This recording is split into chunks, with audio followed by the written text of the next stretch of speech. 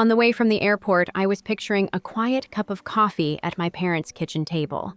A plate of cut fruit. My dad's bad jokes. Nothing dramatic. Instead, I rolled my suitcase across their tile floor, and my mom looked up from her phone and said, "Thanks to your car, our daughter is having the time of her life." I blinked. "Which daughter, Delia?" she added, like I should be proud. I laughed, not because it was funny. Because 3 weeks earlier, I had made one strange, careful decision that might save all of us from something much darker. If you stick with me, I'll tell you why that decision changed everything we thought we knew about family love and the truth we pretend not to see. My name is Kira. I'm 30. Classic cars are my first language. When other kids were trading stickers, I was memorizing torque specs and chrome trim codes. Saturdays belonged to my grandfather, No Gus. He kept a little workshop behind his duplex, the kind that smelled like warm oil and old coffee. I learned to gap spark plugs on a milk crate. He'd tap the hood and say, "Machines remember how you treat them." I believed him. I still do. The first time I saw a 1969 Corvette Stingray in Le Mans Blue, I stopped breathing. Those lines, that long, clean nose, the way the light slid across the curves like water. I was 10. I promised myself I'd have one someday. Not a photo, not a poster, the real thing. My parents never really got it. My dad Leon tried. He'd nod and say, "Pretty car the way people talk about paintings at a gallery they can't afford." My mom Marta wanted daughters who loved recitals and brunch. She got Delia for that 4 years younger, soft voice, ballet bun, perfect selfies. I was the serious one, the too intense one, the can. You at least wear a dress for your grandmother's sake one. Love lived in the house, sure. But so did a quiet ledger of who fit the mold and who didn't. I left for college with 2 duffel bags and a plan. Seattle wasn't gentle, but it was mine. I studied supply chain analytics by day and stocked shelves by night. Later, I climbed from analyst to project lead at a global logistics firm. No fancy lunches, no designer handbags. Every bonus went to the same line on my spreadsheet Stingray fund. It took 5 years of 70-hour weeks ramen and roommates who used my olive oil like it was free water, but one windy March, I found her. A 69 numbers-matching Le Mans Blue small block with a clean history. The price felt like jumping off a roof. I jumped. The first drive was church. The engine's low note. The road opening. My hands steady on a wheel older than my parents' marriage. I parked her under a soft cover in a rented garage and cried in the driver's seat. I told Nono out loud I did it. Call it silly. It didn't feel silly. Noah came along at a Cars and Coffee meet 2 months later. He's a builder, does meticulous resto mods for clients with more money than time. He noticed the tiny chip on my rear badge and told me the exact year GM changed the font weight. Nerd. I liked him immediately. He never tried to steer, just handed me a thermos and said, "You lead." At work, my boss Renee called me into a glass conference room and asked, "How's your Korean Rusty?" I said. "Good enough," she replied. "Pack a bag. We need you in Seoul for 3 weeks." New partnership. Big upside. My heart sprinted and stalled at the same time. Seoul was a gift. 3 weeks away was a problem. Seattle had seen a rash of garage break-ins and word travels fast when a blue Stingray rolls through town. I had choices. Pay a premium storage facility with security cameras that never seemed to work. Leave it in my building's dicey underground lot and pray. Or tuck it at my parents' place in Tacoma Quiet Street 2-car garage neighbors who still bring over banana bread for new babies. I picked the garage and drove down with a checklist, because of course I did. Dad rolled the door up, whistled low. "She's a looker. Start it once a week," I said. 15 minutes. Don't take it out. Cover on. No one else touches it. "I'm serious. I'm not an animal." "Kay," he joked, hands raised. Mom hovered in the doorway, wiping her hands on a dish towel. The kitchen smelled like lemon cleaner and roast chicken. On the counter were 3 kinds of olive oil and a pyramid of lemons that looked arranged for a magazine.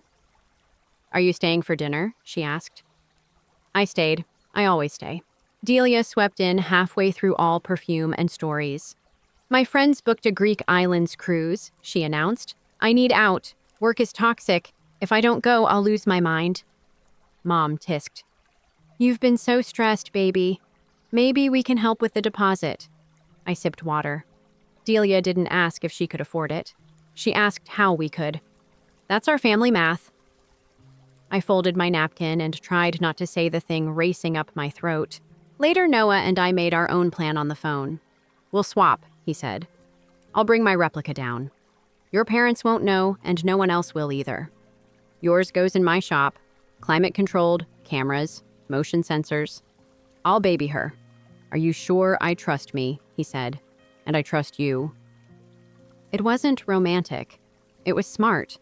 It was also the decision that would keep me from burning the whole house down. I flew to Seoul on a red-eye with a folder full of pitch decks and a photo of the Stingray on my lock screen. Renee and I landed the deal in week 2. The client signed at a table covered in tiny stainless cups of banchan. I sent Noah a video of the skyline neon stitched on tonight. He sent me a photo of my car under soft light tires on carpet looking smug. She says hi, he wrote. Mom's texts got odd near the end. Big surprise when you get home. Don't be mad, you'll understand. I figured it was a banner and a cake, a new throw pillow, a family group photo attempt where I would be told to stand on the end so I can be cropped later if needed. You know the drill. My flight home landed on a bright Tuesday. I Ubered straight to my parents' place, suitcase wheels buzzing over the familiar crack in their walkway. The garage door was up, Dad's truck, Mom's crossover, one empty bay, no blue. I set my suitcase by the foyer bench. Mom turned phone in hand, eyebrows high. There she is, our jet setter. Where's the car? I asked. She smiled without teeth. Thanks to your car, our daughter is having the time of her life. Which daughter? I said again, though I knew. Delia, she sang. Santorini. Can you imagine? She needed this. She was so down. I laughed. It came out wrong, too sharp, too loud. Mom recoiled like I'd been rude in church. What's so funny? She snapped. Dad rustled his newspaper on the couch and wouldn't meet my eyes. Something tightened behind my ribs. Here's what I knew in that second: my car was never in this garage. Noah had my Stingray. He had it safe. Whatever my parents had done, whoever they had convinced, the thing they sold to fund my sister's happiness, because of course that's what this was, wasn't mine. But I didn't say that. Not yet.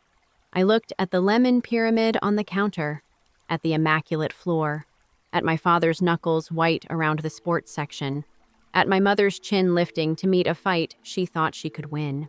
Start from the top, I said, setting my keys down one by one so my hands wouldn't shake. Explain. And that's where everything I'd been trained to ignore the jokes about me being robot girl the way Delia's needs were emergencies while mine were phases. The favors I did, because I thought that's what good daughters did, collided with the truth. What they told me next would split us open. What I told them after would decide who we each were, not just to each other, but to ourselves. Mom folded her arms like a judge. Delia needed a reset. New friends, new contacts. The cruise has workshops, influencers, brands. She said brands like it was church. Dad cleared his throat. We handled the logistics. It moved fast. My mouth went dry. What moved fast? He stared at the bay where my Stingray should have been. A buyer. Came with a cashier's check. Good man. Serious about classics. The room felt too bright. You sold my car. It's not like that, Mom said. It's family. We'll replace it. You make good money. There it was. The story I grew up with. Kira's fine. Kira can wait. Kira can carry. I put my palms flat on the cool counter. How much? 48, Dad said too quick. It was clean. He said the market's soft. I laughed once, after we're on Mars. Mom lifted her chin. Don't be cruel. Who signed the bill of sale, I asked. Dad's eyes flicked to the lemon pyramid. We facilitated. The buyer needed something in writing. My name, I said. It's just paper, Mom whispered like we were sharing a secret. The fridge hummed. My heart joined in. I counted to 5, then 5 again. Walk me through it, I said. From the first little thought to the last big mistake. Mom exhaled. Delia called me crying. She said she was drowning. Everyone at the office was going. She'd be left behind again. Her voice softened. You know how she feels things. I remembered Delia at 12 sobbing over a broken point shoe. The same tears when she didn't get a summer internship. The same when her last boyfriend texted, "Oh, we should talk." The same when I declined to co-sign a lease I couldn't afford. Dad pushed a folder across the counter. Here, everything's in there. I opened it. A bill of sale. My full name written in a version of my handwriting that could fool a dog but not a bank. The VN was there, except it wasn't mine. Noah's replica wore a kit VIN under the hood, not a GM original. This sheet had a GM sequence wrong year, wrong assembly plant code. The buyer would figure that out at the DMV. I set the folder down. When did he pick it up? Friday, Dad said. Flatbed, no test drive. We thought that was lucky. Mr. Kwan, our neighbor, peered through his blinds for sport. He'd have watched the whole thing. He loved to wave at tow trucks. It was practically his hobby. Mom tapped her phone. Look how happy your sister is. She held up a story, white walls, cobalt domes, ocean cut into diamonds. Delia in a sundress. Caption. Sometimes you have to choose joy. Like I hadn't chosen joy at 10 staring at a gleaming stingray and promising my future self to work for it. I slid the phone back. You knew this was wrong. Dad rubbed a thumb across a coffee ring on the counter. We thought you'd understand. You always do. You're strong. Strong doesn't mean spare, I said. Mom's mouth tightened. You tricked us, she shot back. You brought that car here. You never said it wasn't the same one. There it was. The flip. I almost admired the speed. Shame to blame in 10 seconds flat. I never dreamed you'd sell anything from my life, I said. So I didn't prepare you to not commit a felony. Felony, don't be dramatic, Mom said. I leaned in. Grand theft. Wire fraud if you took a transfer. Forgery. Pick 3. Her face did something I'd never seen. It faltered. The word prison hovered in the space between us without either of us saying it. My phone buzzed. Noah outside, want me in. I texted back, come. He slipped into the kitchen like a steady breath. Hi, Leon. Marta. Calm voice. Builder hands. Eyes that can spot a warped panel from across a shop. Mom folded into an armchair as if her bones were tired. We made a mistake, she said to him, not me. You can help us fix it. You boys know how these things go. Kira's the one you talked to, Noah said. I follow her lead. Dad sat down too. We can make payments. We can... No, I said. First, we locate the car. Then you tell the buyer the truth. All of it. Then we make him whole. I looked at Noah. You still have her. He smiled with his eyes, warm and smug. Mom frowned. My car, I said. The one I actually own. The one that never sat in this garage. I told them about the swap. Noah's replica for mine. Numbers matching versus kit. Climate control. Cameras. The things you do when you can't trust luck. Mom blinked, like I'd changed the language mid-sentence. Dad's face emptied out. He looked at the folder, then at me like it would rearrange itself if he stared long enough. So you sold Noah's car, I said. A 2004 build dressed to look like a 69, worth maybe 28 on a good day. You told a stranger it was mine. You wrote my name on it. He paid 48. Noah didn't flinch. I want it back, he said. And I want him paid back. Every cent. Plus the mess. Dad swallowed. We don't have that kind of cash. Mom whispered, almost childlike, we were going to surprise you with a family trip. To say thank you. You've been working so hard. Something in me tilted. You sold my partner's car to buy my sister a cruise and me a plane ticket I didn't ask for. Silence pooled. The fridge clicked off. The house was suddenly too still. The doorbell rang. Mr. Kwan waved through the glass before I even opened it. Welcome back, he called. We missed the Blue Beauty. Big truck. Friday, they loaded her in 5 minutes. Efficient. The man wore gloves. I respect that. Did he give his name, I asked. Donovan, he said, proud to contribute. Nice handshake. Indiana plates. I noticed things. He patted the door frame and shuffled away. I closed the door and looked at Dad. You took a cashier's check for 48 from a man named Donovan from Indiana. Dad nodded. He said he'd call when the title clears. Mom latched on to that word like a rope. See, it's standard. It's not going to clear, I said. The VIN on your fake bill doesn't match the car you sold. The DMV will ping him. He'll ping you. Then the police, or me, or Noah. Depends who he gets first. Dad pressed 2 fingers to his temple. Tell us what to do. You call him, I said. You say you lied. You offer to unwind it. Today. Mom recoiled. We'll be humiliated. You already are, I said. But humiliation doesn't carry a sentence. Theft does. Noah's phone lit up. He tilted it so I could see. Unknown number. Want me to let it go to voicemail? He asked. My phone lit up too. The same unknown number. We looked at each other. I answered. This is Kira. A smooth, tight voice came through. Ms. Navarro Peter Donovan. I purchased a 1969 Corvette that your parents sold on your behalf. The title office says the numbers aren't matching. I'd like to understand what I just bought. I looked at Mom, at Dad, at the folder with my fake name on it, at Noah, who gave me the smallest nod. Mr. Donovan, I said, keeping my voice steady. Thank you for calling. There has been a serious misunderstanding. I'm going to explain it to you, and then I'm going to fix it. A long breath on the other end. I appreciate a straight answer.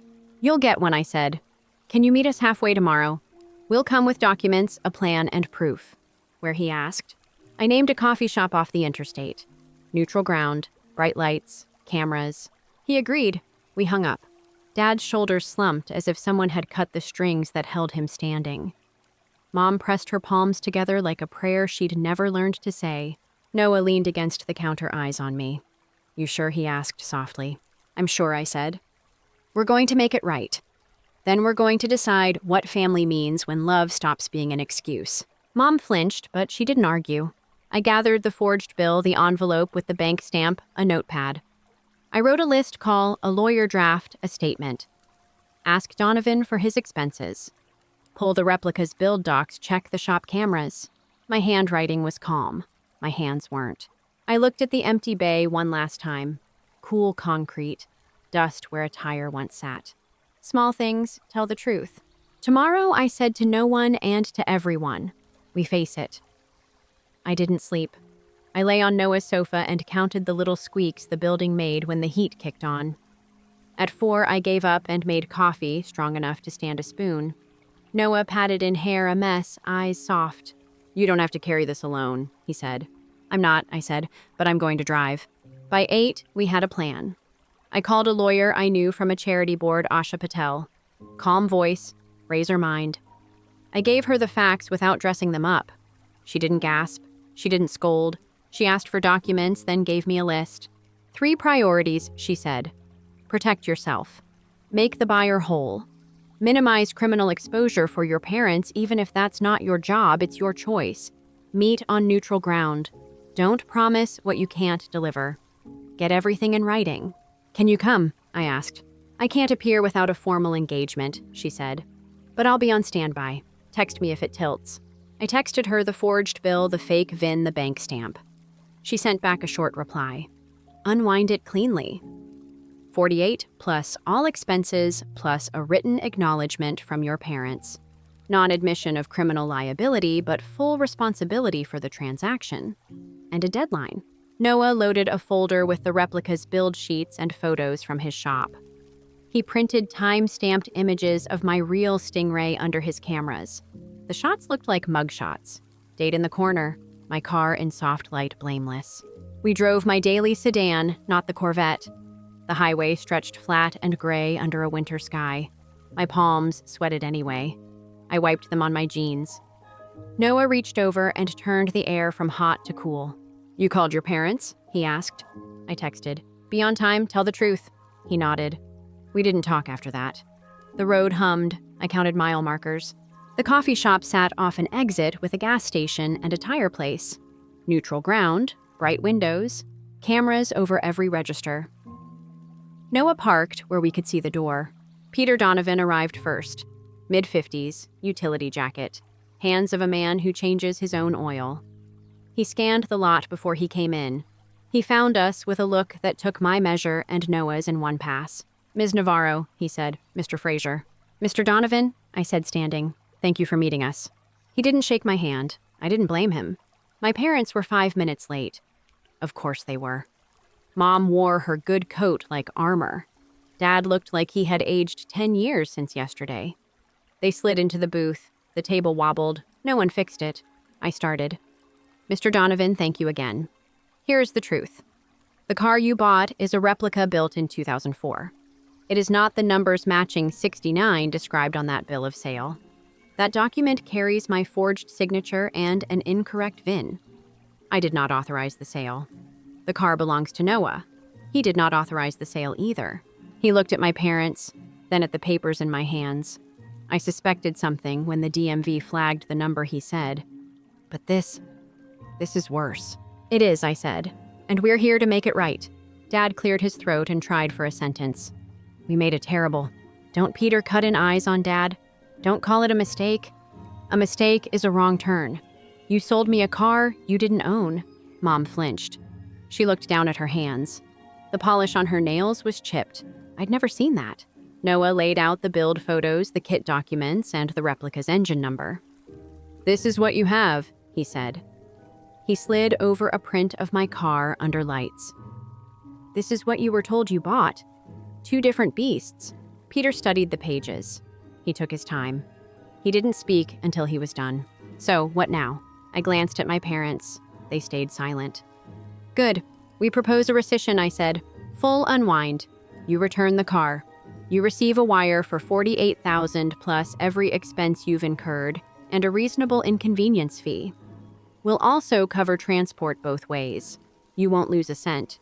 You will, however, have a story for every cars and coffee meet until the end of time. He almost smiled, almost numbers. 48 principal, I said. Transport there and back, DMV fees, insurance add remove costs. If you rented a garage, we'll cover that, and $5,000 for your time and the hassle. If you show receipts that make that higher, we'll talk. Our goal is to make you whole. He looked at Noah. And you? I want my car back, Noah said. And I want this in writing, signed, notarized. Today we can sign a binding letter of intent. Wire within 5 business days. Car released on confirmation. Peter leaned back. He weighed us, then weighed his options. If I refuse, you'd sue and win, I said. And you could report a crime and you might get a prosecutor who wants a headline. We're offering speed and fairness. No courts, no headlines, no more lies. The table wobbled again. Dad finally reached down and jammed a sugar packet under the short leg. It held steady. Peter ran a hand over his jaw. I'm not a vengeful man, he said. I'm a tired one. I want clean. I want fast. I want to tell this story once.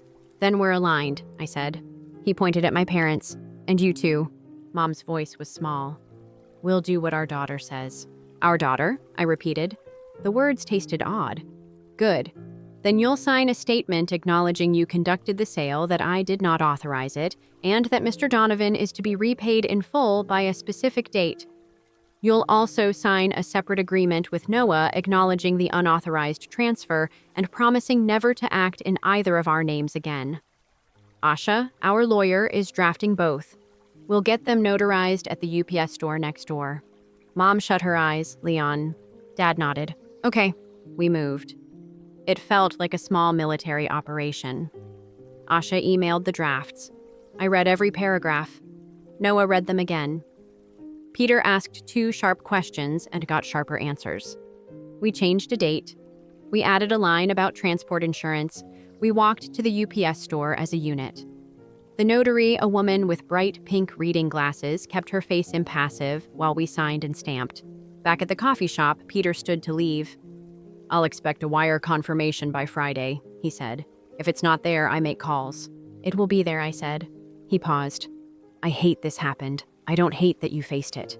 Thank you, I said. It meant more than it should. He left.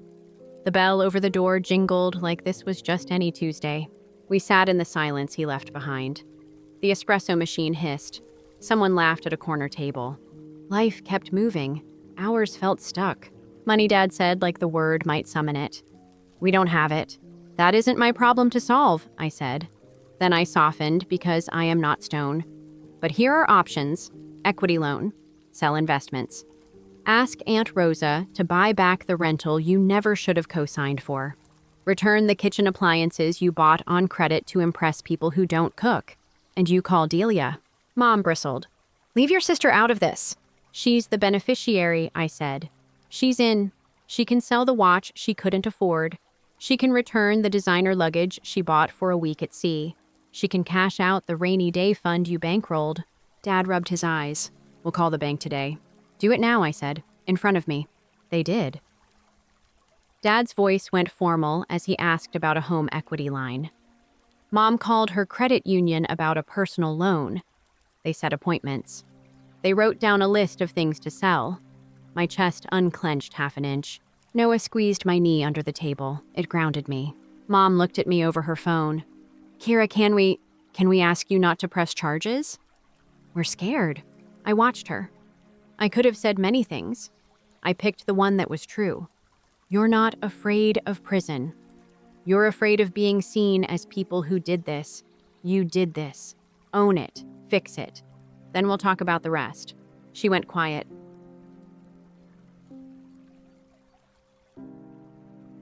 For once, she didn't reach for a speech. We split up. Noah and I drove home to start the wire process with Asha's help. My parents drove to the bank to beg their way to Friday. The apartment felt colder than when we left. I tossed my coat over a chair and finally let my shoulders fall. You didn't shake, Noah said. I'm shaking now, I said, holding up my hands. It looked like I was playing invisible maracas. He pulled me close. My forehead found his shoulder. He smelled like sawdust and coffee. You did good, he said into my hair. My phone buzzed. Unknown number again. Not Peter. Private, I answered. Is this Kira Navarro? A woman asked. Professional. Warm but not soft. Yes. This is Detective Morgan with the Tacoma Police Department. Mr. Donovan came in to report a questionable vehicle transaction and provided your number as a contact. He also noted you were addressing it proactively. I want to hear your side. I closed my eyes. So much for no headlines. We met with him today, I said. We signed a rescission and a repayment agreement. The wire will hit by Friday. He'll be made whole. I can email you the documents. Please do, she said. I'm not looking to surprise anyone. If it resolves cleanly, it resolves. If it doesn't, I take the next step. I understand. Ms. Navarro, she added, voice softer. Most people hide. You didn't. Most people don't have a Noah, I said before I could stop myself. Fair enough, she said. Send the files. I emailed the PDFs. Asha CC'd herself and added a neat paragraph about timelines and good faith. I blessed her twice under my breath. Then I called Delia. Music thumped in the background. Laughter. The ocean. Kay, I'm at a tasting. Can this wait? No, I said. You need to hear me, and you need to hear me now. She huffed. Okay, don't be intense. Mom and Dad sold Noah's car to pay for your trip, I said. They forged my name. They lied to a buyer. He is angry, and he should be. We're unwinding it. They have to wire him everything by Friday. You benefited. You're paying in. Pack. Get off at the next port. Fly home. She laughed like I'd suggested she swim the Atlantic. Kira, be serious. I am. You don't have to like it. You do have to do it. I didn't tell them to sell anything, she said, voice sharpening. They did that. You cried, and they did what they always do, I said. They made your problem everyone's. It ends now. Silence. Then a softer voice. I really needed a break. So did I said. I didn't steal to get one. She hung up on me. I stared at my phone until the screen went dark. Noah sat beside me hip to hip. That went as expected. She'll call back, I said. Probably with Mom on three-way. We're not answering until she texts me a flight confirmation. We ate standing-up noodles from a box, chopsticks clacking against the counter. My stomach was a tight fist, but I made it chew and swallow. Bodies need fuel. Crises don't care. At 9, Asha called. I spoke to Detective Morgan, she said. She's reasonable. She'll hold if you meet the Friday deadline. I also called the bank's fraud department to confirm the cashier's check. It's real. That helps. Thank you, I said, meaning it with my whole chest. One more thing, Asha added. Boundaries. After this, get your parents off your finances. If they have keys, get the locks changed. If they have your spare documents, retrieve them. Love doesn't require access. I nodded, even though she couldn't see me. I hear you. After we hung up, Noah pulled a small metal box from under the sink. He set it on the table. Spare keys, he said. Yours. Mine. Your parents' copy of your old garage remote. Let's reset. We sorted the mess. It felt like combing a snarl. Slow. Necessary. At midnight, my phone lit again. Delia this time. No music, no laughter. I booked a flight, she said. Thursday. I'll be home Friday morning. Send me the confirmation, I said. It's economy, she said, as if that were the sacrifice. Good, I said. Welcome to adulthood. She almost laughed. Then the sound broke. Are Mom and Dad going to jail? I don't know, I said. That depends on them keeping their word. I hate you a little, she whispered. I know, I said. I love you anyway. After she hung up, the apartment was finally quiet. The city hummed behind the windows. Noah rested his chin on my head. My eyes burned, but the tears didn't come. Not yet. We have 3 days, I said. We have a plan, he said. I pictured the coffee shop, the wobble in the table, the pink glasses of the notary Peter's tired eyes. I pictured my mom holding her phone like a shield, my dad jamming a sugar packet under a crooked leg because he still knows how to fix tiny, obvious things. Tomorrow, we'd chase money. Thursday, we'd herd Delia. Friday, we'd wire a stranger the price of a bad choice and watch a transporter roll a replica back into the world it came from. And then we'd decide what to build from the pieces left. Wednesday started with a list and a knot in my chest. I brewed coffee like medicine and opened Asha's email. Subject line, rescission deliverables plus clock.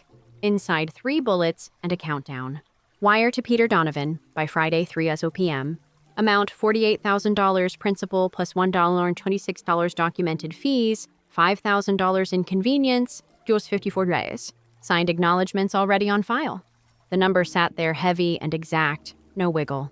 Noah slid me a plate with toast I didn't want. Eat, he said. I took a bite because he asked. I drove to my parents' house. The lemon smell hit me at the door. Mom had cleaned like she could scrub this away. Dad was at the table with a yellow legal pad and his reading glasses halfway down his nose. We have appointments, he said.